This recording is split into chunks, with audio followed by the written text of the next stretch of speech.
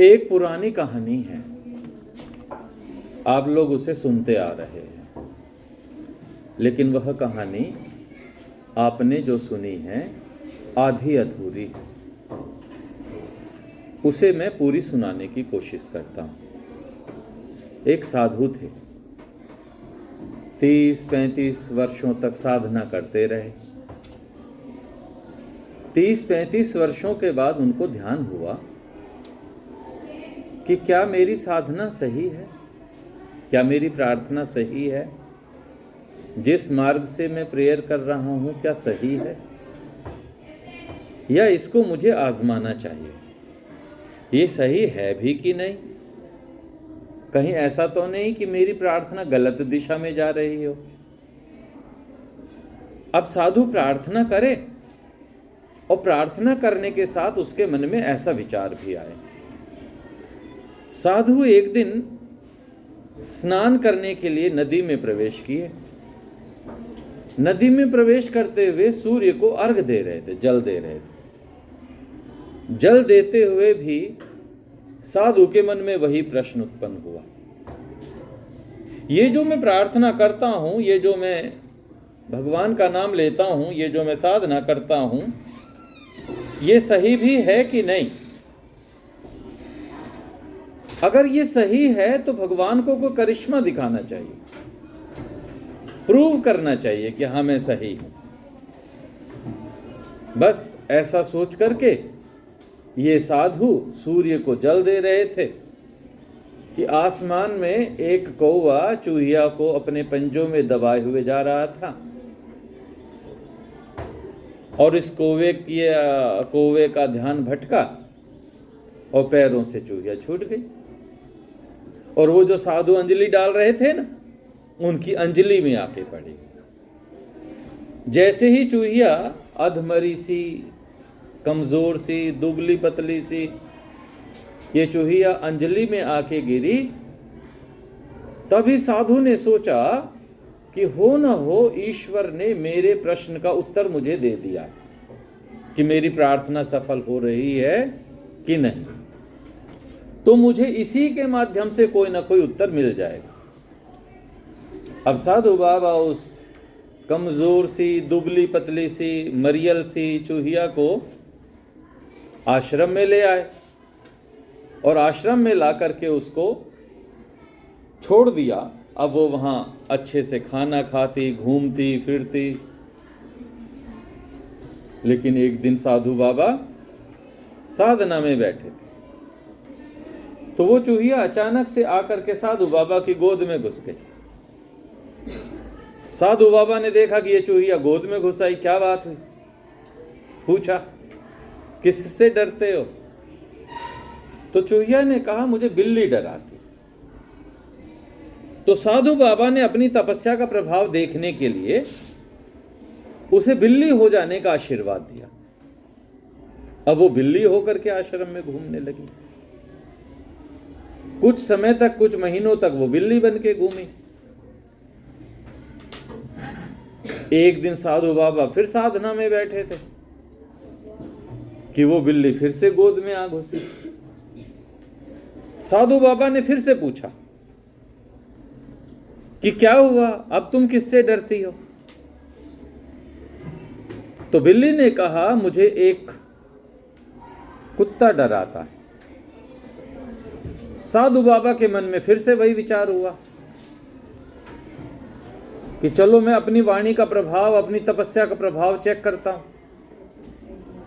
और साधु बाबा ने उसे कुत्ता हो जाने का आशीर्वाद दे दिया। अब ये बिल्ली कुत्ते के शेप में बन गई। अब ये कुत्ता बनकर आश्रम में घूमने लगी। एक दिन फिर ऐसी ही घटना घटी। साधु बाबा फिर से साधना में बैठे हुए थे। साधना में बैठे हुए थे कि वो कुत्ता डर के मारे साधु बाबा की गोद में घुस गया।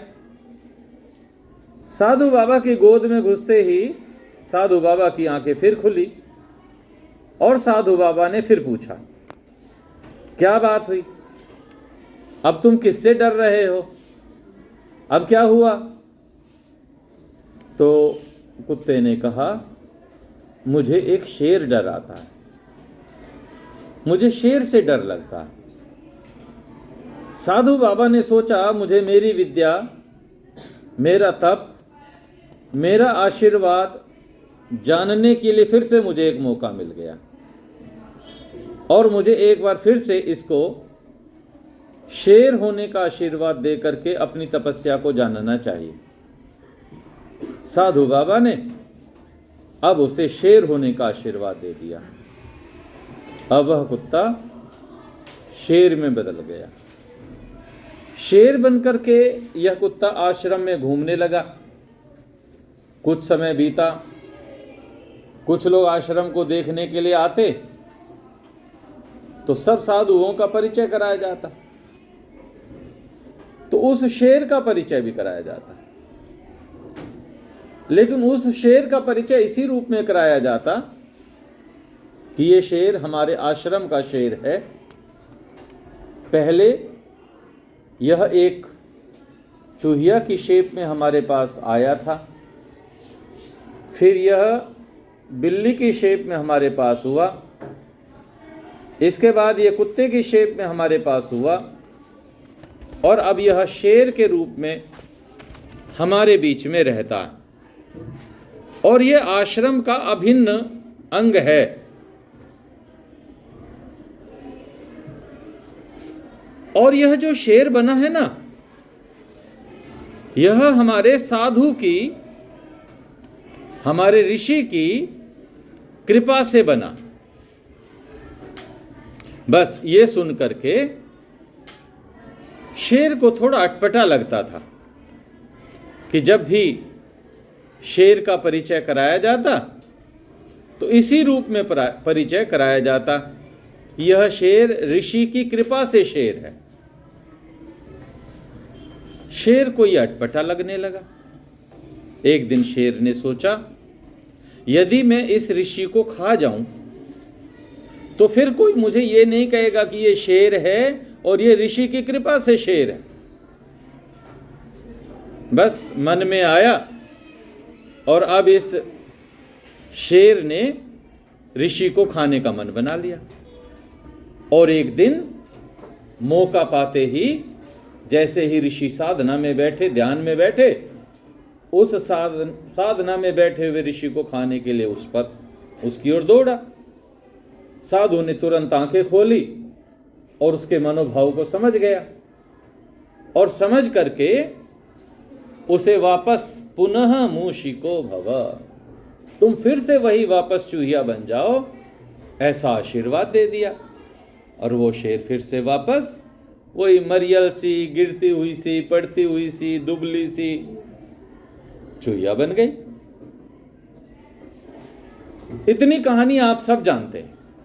प्रश्न ये है कि वो ऋषि कौन है जिसने इस दुबली सी, कमजोर सी, मरी हुई सी, अधमरी सी चूहिया को ऐसा आशीर्वाद दिया कि उसको बिल्ली जैसा होने का, बिल्ली को कुत्ते जैसा होने का, कुत्ते को शेर जैसा होने का आशीर्वाद प्राप्त करने वाले वो कौन साधक हैं, वो कौन ऋषि हैं, वो कौन मुनि हैं जिसकी कृपा से इस तरह से हमारी परवरिश होती है।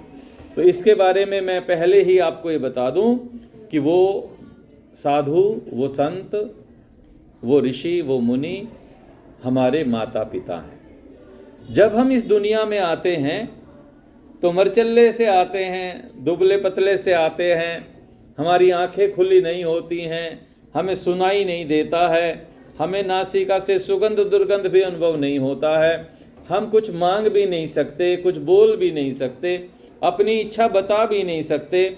लेकिन माता पिता अपनी तपस्या से, अपनी रातों की नींदों को जाग कर हमारी सारी की सारी इच्छाएं पूरी करते हैं। इसके बाद हमारे पास भाषा ज्ञान का, अक्षर ज्ञान का, विभिन्न विषयों की समस्याएं आती हैं। कोई बच्चा कहता है मुझे मैथ समझ में नहीं आता, कोई कहता है मुझे साइंस समझ में नहीं आती, कोई कहता है मुझे एसएसटी समझ में नहीं आती, कोई कहता है मुझे संस्कृत समझ में नहीं आती। तो माता पिता अपने प्रयत्न से वो सारे के सारे प्रयत्न करके उसको उन विद्याओं में पारंगत कर लेते हैं।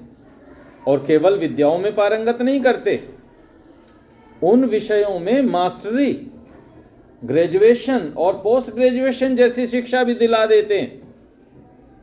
और केवल इतना ही नहीं, उसके बाद उसी शिक्षा के बलबूते पर उन्हें अच्छी अच्छी नौकरियां मिल जाती हैं। और अच्छी अच्छी नौकरियां पाकर वो कुछ समय तक कुत्ते की तरह गुर्राते हैं, और कुछ समय बाद जब प्रमोशन हो जाती है उसके बाद फिर वो शेर की तरह अपने आप को मानने लग जाते हैं। लेकिन जब शेर की तरह गुर्राने लगते हैं, जब उनकी आमदनी अच्छी हो जाती है, कभी कभी एक भूल हो जाती है। और वो भूल होती है कि हम अपने माता पिता का सम्मान करना भूल जाते हैं, अपने गुरुजनों का सम्मान करना भूल जाते हैं, अपने दादा दादी का सम्मान करना भूल जाते हैं। और तब कहीं ना कहीं हमारे माता पिता, हमारे गुरुजनों के मुख से एक हाय निकलती है, एक पीड़ा निकलती है, एक दुख निकलता है, पुनर्मुष्को भव, फिर से वापस वहीं आ जाओ।